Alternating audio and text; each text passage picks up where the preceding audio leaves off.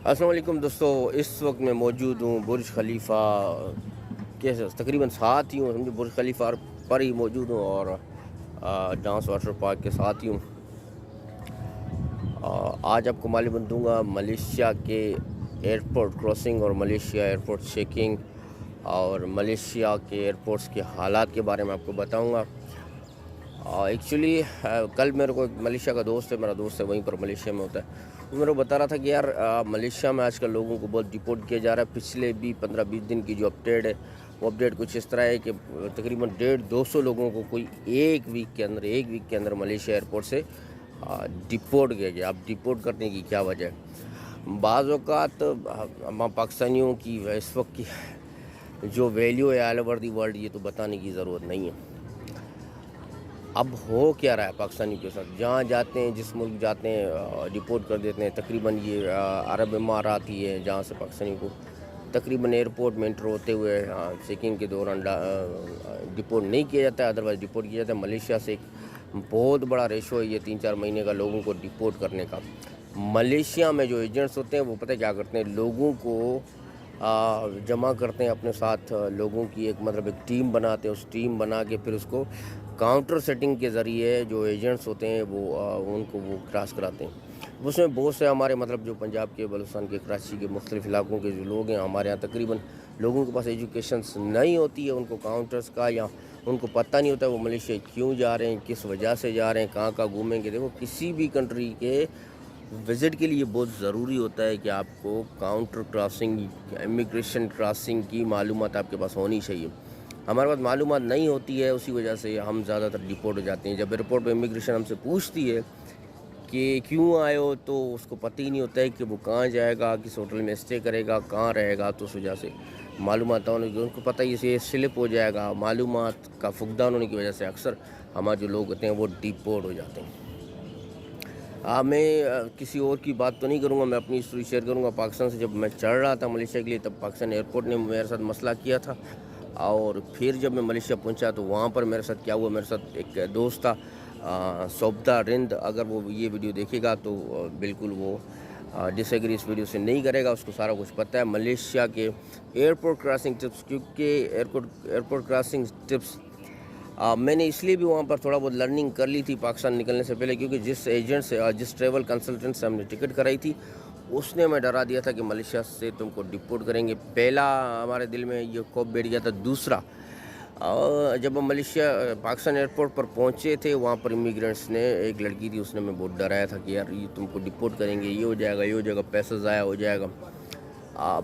اس حوالے سے بھی ذرا ہم ایکٹیو ہو گئے تھے، ہماری پریپریشن ذرا اچھی ہو گئی تھی۔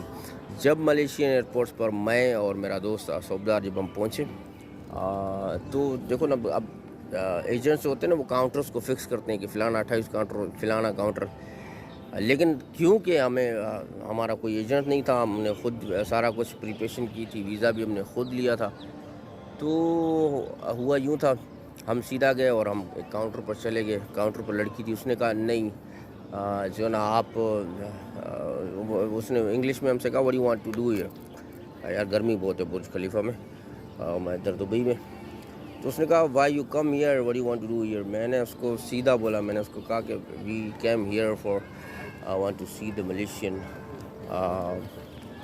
territory and want to see the Twin Tower, we listen about the Genting Island وغیرہ وغیرہ وغیرہ، جو مجھے پتہ تھا، جو ہماری انفارمیشن تھی، وہ تقریباً میں نے ساری اس کے سامنے کھول کے رکھ دی، لیکن وہ سیٹسفائی نہیں ہوئی۔ اس نے میں کہا if you want to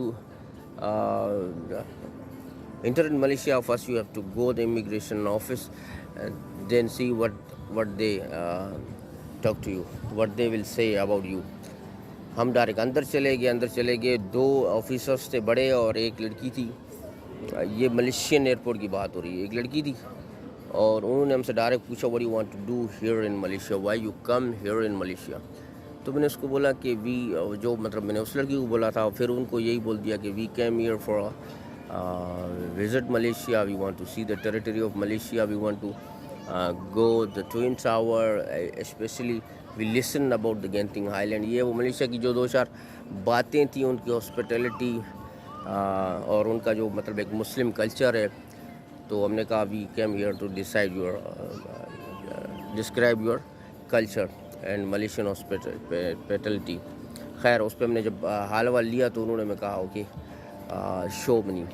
جب میں نے ان کو شو منی دکھائی تو میرے منہ سے میں بس وہ 3000 رنگٹ تھے. میں نے اس کو کہا آئی گوٹ 3000 رنگٹ.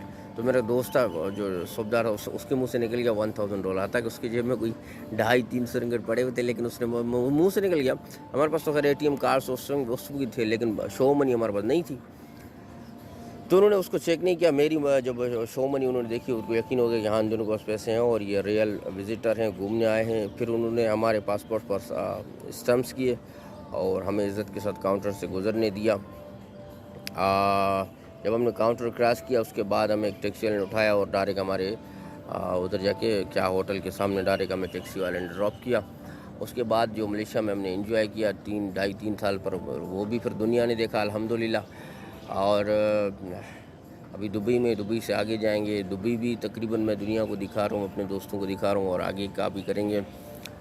چینل کو لائک کریں, شیئر کریں, سبسکرائب کریں تاکہ میری ہر آنے والی ویڈیو آپ کو ملتی رہے, اس کا نوٹیفیکیشن آپ کو ملتا رہے.